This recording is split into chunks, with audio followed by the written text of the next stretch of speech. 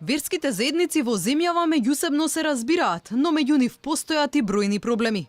Македонија како етнички и верски хетерогено општество постојано се соочува со предизвици, а за да можат да се надминат, потребна е постојана меѓусебна комуникација. Ова беше истакнато на денешната промоција на прирачникот за правата на верските заедници и за слободата на вероисповед во Република Македонија, што се одржа на Правниот факултет во Скопје.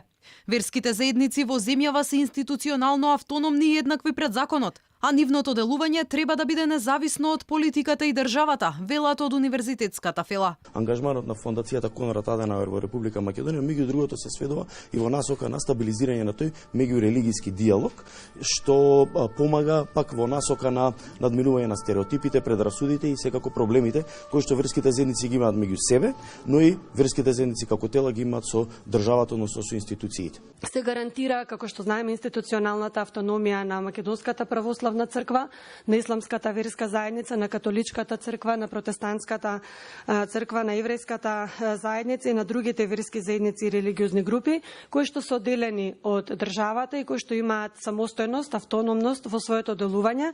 Македонија е место каде од секогаш се почитувале правата на сите религиозни заедници, смета аналитичарот Владимир Божиновски, додавајќи дека овој аспект бил занемарен во последните децении.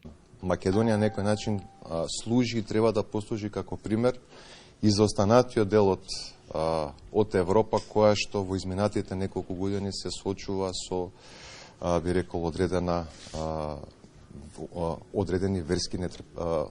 верска нетрпеливост. Прирачникот треба да придонесе за збогатување на знаењето на студентите, а ќе им помогне и на самите верски заедници.